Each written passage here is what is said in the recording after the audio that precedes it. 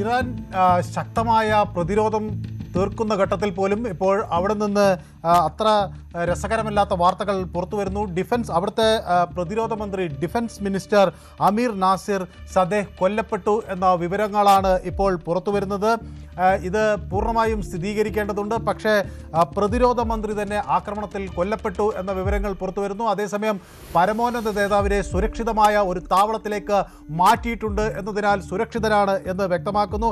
ഏതായാലും ഈ വിഷയത്തെ സംബന്ധിച്ച് വിദേശകാര്യമന്ത്രി അബ്ബാസ് അറാഗ്ചി ചില കാര്യങ്ങൾ വ്യക്തമാക്കിയിട്ടുണ്ട്. അദ്ദേഹം പറയുന്നത് പരമോന്നത നേതാവും മറ്റ് ഉയർന്ന ഉദ്യോഗസ്ഥരും സുരക്ഷിതരാണ് എന്ന് പറയുന്നു. അതേസമയം തന്നെ റവല്യൂഷണറി ഗാർഡിൻ്റെ കമാൻഡർ മുഹമ്മദ് ഫഗീറിനും കൊല്ലപ്പെട്ടതിൻ്റെ വിവരങ്ങൾ പുറത്തു വന്നിട്ടുണ്ട്. പക്ഷേ ആ ഘട്ടത്തിലാണ് ഈ വിദേശകാര്യമന്ത്രി പലരും സുരക്ഷിതരാണ് എന്ന വിവരങ്ങൾ നൽകുന്നത്. പക്ഷേ ഇത് ഇറാനെ സംബന്ധിച്ചിടത്തോളം വലിയ ആശങ്കയാണ്. ഈ ഇസ്രായേൽ ടാർഗറ്റ് ചെയ്യുന്നത് ഇറാനിലെ ഏറ്റവും തന്ത്രപ്രധാനമായ കേന്ദ്രങ്ങളാണ്. അവിടുത്തെ മുതിർന്ന ഉദ്യോഗസ്ഥരും അതുപോലെ ഭരണകർത്താക്കളെയും ടാർഗറ്റ് ചെയ്തുകൊണ്ടുള്ള ഒരു ആക്രമണമാണ് നടക്കുന്നത് എന്ന കാര്യത്തിൽ വ്യക്തമില്ല. ഇറാന് മറ്റൊരു തിരിച്ചടി വന്നത് അവിടെ ഈ സ്കൂളുകൾക്ക് നേരെ നടന്ന ഒരു ആക്രമണമാണ്. മിനാഹിൽ ഒരു എലിമെൻ്ററി സ്കൂളിന് നേരെ നടന്ന ആക്രമണത്തിൽ പെൺകുട്ടികൾ ഉൾപ്പെടെയുള്ള മരണസംഖ്യ 53 ഉയർന്നു എന്നത്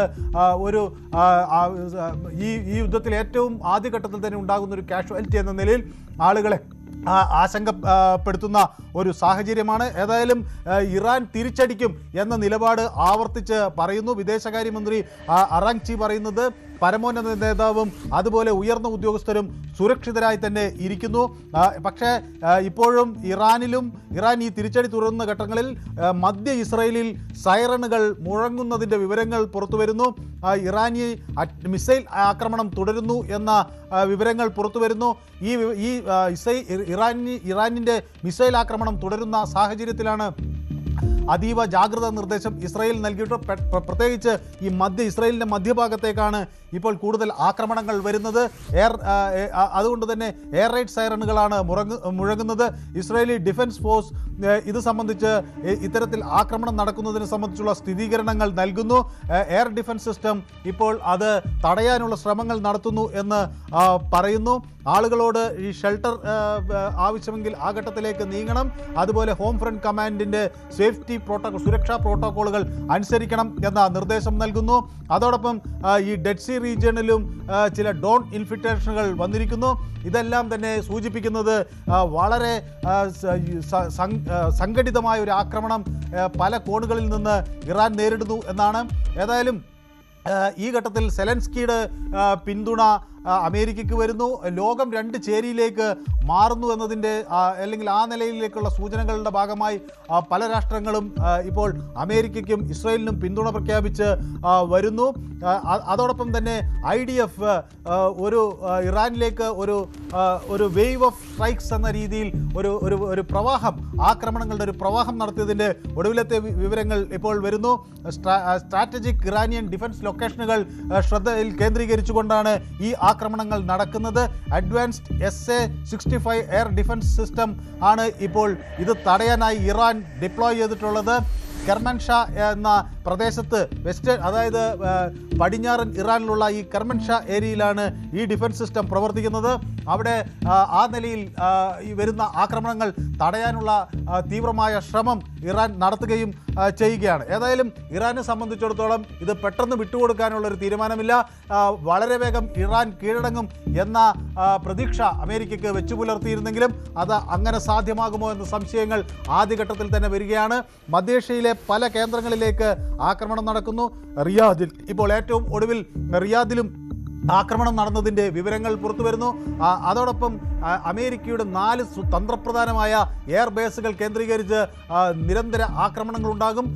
ബഹ്റിനിലെ അമേരിക്കയുടെ നേവൽ ആസ്ഥാനം കേന്ദ്രീകരിച്ചും തുടർ ആക്രമണങ്ങൾ ഉണ്ടാകും എന്ന ഒരു സൂചന തന്നെ വരുന്നു.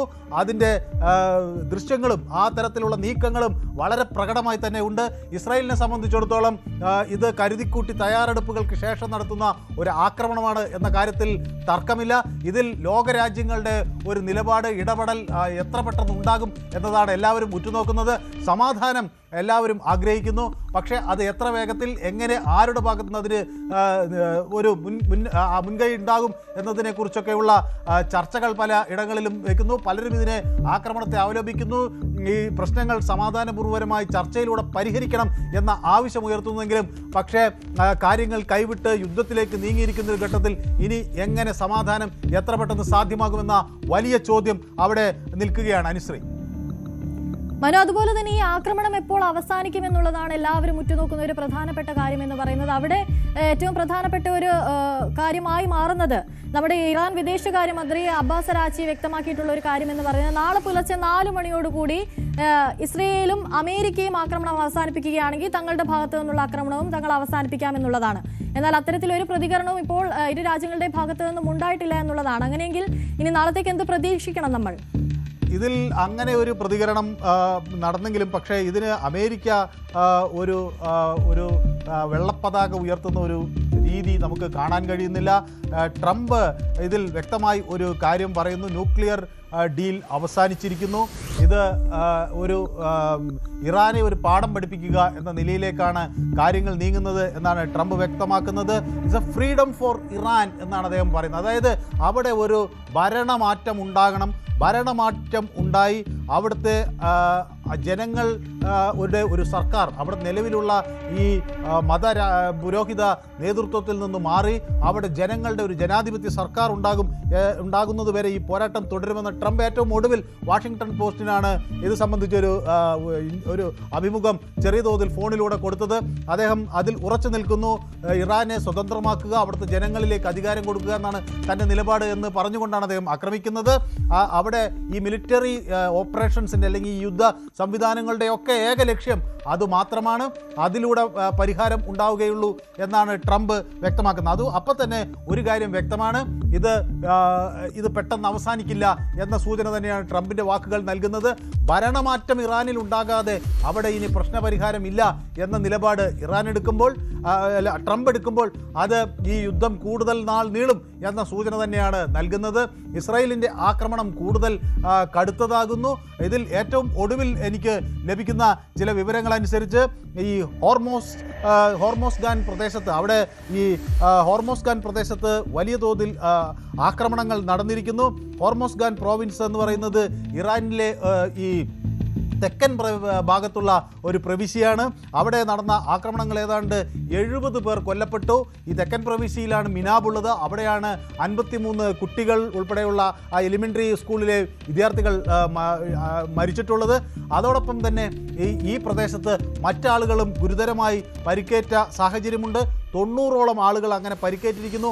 70ഓളം പേർ കൊല്ലപ്പെട്ടിരിക്കുന്നു എന്ന വിവരങ്ങൾ അവിടെ നിന്ന് ലഭിക്കുകയും ചെയ്യുന്നു. അങ്ങനെ ഈ ട്രംപ് വാഷിംഗ്ടൺ പോസ്റ്റിൽ പറഞ്ഞ ഒരു കാര്യം, I won't A safe nation എന്നാണ് ട്രംപ് പറയുന്നത്. അതായത് അവർക്ക് അമേരിക്ക സുരക്ഷിതമായ ഒരു രാജ്യമായി നിൽക്കണം, അതിനുവേണ്ടി താൻ പോരാടുന്നു.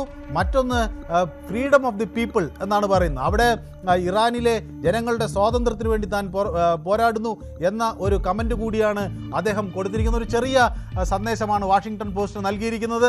അപ്പോൾ തൻ്റെ അമേരിക്ക എന്ന രാജ്യത്തെ സുരക്ഷിതമാക്കുക, ഒപ്പം ഈ ഇറാനിൽ ഒരു ഭരണമാറ്റമുണ്ടായി അവിടുത്തെ ജനങ്ങൾക്ക് സ്വാതന്ത്ര്യം നൽകുക എന്നതാണ് തൻ്റെ ലക്ഷ്യം, എന്നാണ് ഈ ആക്രമണത്തിൻ്റെ ലക്ഷ്യം എന്ന് ട്രംപ് വ്യക്തമാക്കുന്നു.